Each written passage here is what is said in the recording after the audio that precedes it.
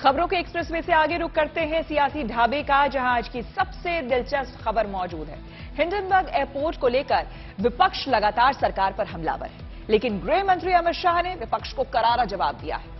उन्होंने कहा है कि बीजेपी के पास ना तो कुछ छिपाने के लिए है और डरने की कोई वजह ही नहीं है।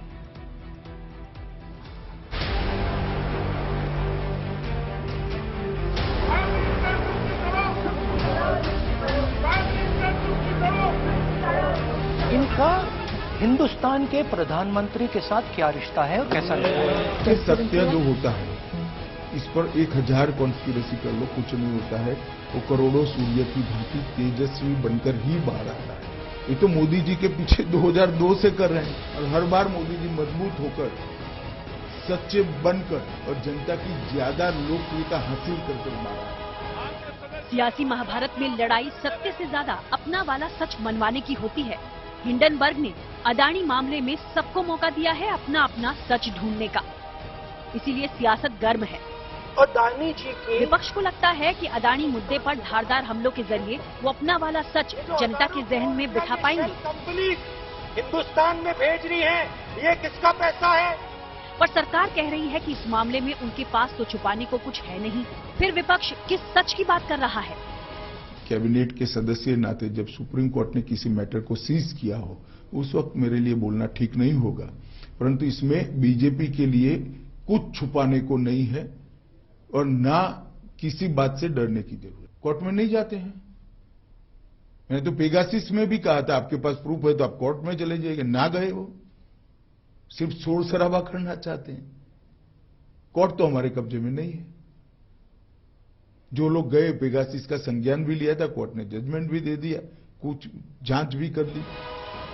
यूं तो अदानी मामला सुप्रीम कोर्ट तक पहुंच चुका है, पर फिर भी अमित शाह चुनौती दे रहे हैं कि विपक्ष चाहे तो 2-4 और मुद्दे ढूंढकर कोर्ट में आ जाए। पर सियासी समझ रखने वाले विरोधी इस मुद्दे पर जांच का नियंत्रण अपने हाथ में चाहते हैं, इसीलिए उन्हें जेपीसी यानी ज्वाइंट पार्लियामेंट्री कमेटी चाहिए। अगर कोई छिपाने की बात नहीं है, जैसा कि दावा कर रहे हैं हमारे गृह मंत्री, तो जेपीसी की मांग से क्यों भाग रहे हैं? हमें उठाने ही नहीं दे रहे हैं लोकसभा में और राज्यसभा में। हालांकि जब भी हम जेपीसी की मांग करते हैं तो हमारे हम जो बोलते हैं, राहुल जी ने कुछ कहा है, खड़गे जी ने कुछ कहा है, मैंने कुछ कहा है, दिग्विजय सिंह जी ने कुछ कहा है, सबको एक्सपंज करा जाता है। 1992 में जेपीसी हुआ था हर्षद मेहता कांड को लेकर। 2001 में केतन पारेख के मामले में जेपीसी का गठन हुआ था। और देखिए, जेपीसी का माने क्या है?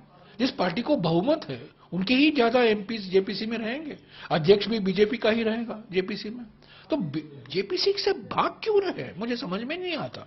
जवाब किसी चीज का भी आ सकता है, लेकिन हर चीज कोर्ट में क्यों जाए?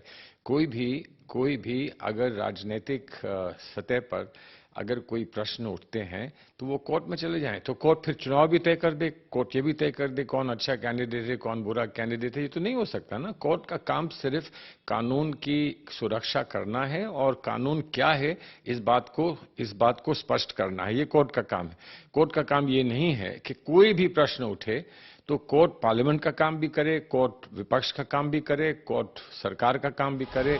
अदानी जी की अदानी मामले में कुछ और साइड इफेक्ट बीते दिनों संसद में दिखे। राहुल और मल्लिकार्जुन खड़गे के भाषणों के कई हिस्सों को सदन की कार्यवाही से हटा दिया गया। इस पर भी कांग्रेस नाराज है, सत्य दबाने का आरोप लगा रही है।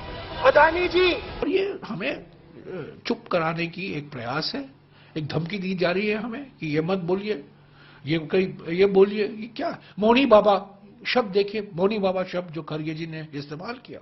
नरसिम्हा जी के बारे में वाजपेयी जी ने कहा था, मनमोहन सिंह जी के बारे में वाजपेयी जी ने कहा था, चंद्रशेखर जी ने भी ये शब्द का इस्तेमाल किया नरसिम्हा जी के बारे में। तो ये मौनी बाबा कब से अनपार्लियामेंट्री शब्द बन गया है? कोई इंसल्टिंग वर्ड तो नहीं है, ये अपमानजनक बात तो नहीं है। मौनी बाबा यानी कि कोई चुप्पी नहीं तोड़ता। और प्रधानमंत्री अडानी के मामले में मौनी बाबा हैं। पहली बार एक्सपंज नहीं हो रहे हैं जी। पार्लियामेंट की प्रोसीडिंग्स एक्सपंज शब्दों और वाक्यों से भरा पड़ा है। पार्लियामेंट के रूल्स के हिसाब से बहस का स्थान है, और जब रूल्स के हिसाब से बहस करनी है तो पार्लियामेंट्री लैंग्वेज में करनी पड़ेगी। शब्द तो शहरों के नाम से भी निकाले और जोड़े जा रहे हैं। विपक्ष के लिए बड़ा मुद्दा ये भी है, आरोप लगाते आ रहे हैं कि सरकार मुगलों के योगदान को मिटाना चाहती है। आज गृह मंत्री ने इसका भी जवाब दिया, कहा कि वो मुगलों के योगदान को कमतर नहीं कर रहे, बस पुरानी पहचान मिटने से बचा रहे हैं। कॉन्ट्रीब्यूशन कोई नहीं हटाना चाहिए, ना हम भी हटाना चाहते हैं, परंतु इस देश की परंपरा को अगर कोई स्थापित करना चाहते हैं तो इसमें किसी की आपत्ति नहीं। एक भी शहर ऐसा नहीं है जिसका पुराना नाम न हो और बदला है। इसको हमने बहुत सोच समझकर हमारी सरकारों ने फैसले लिए हैं और हर सरकार का विधायी अधिकार है। असल में देश के 9 राज्यों में इस साल चुनाव होने वाले हैं। उत्तर पूर्व के राज्य में तो 2 दिन बाद ही वोटिंग है, इसीलिए सियासी माहौल बेहद गर्म है और आने वाले दिनों में सियासी मैदान में अपने अपने सत्य के लिए ऐसी लड़ाइयां अभी और दिख सकती हैं। Bureau report, good news today.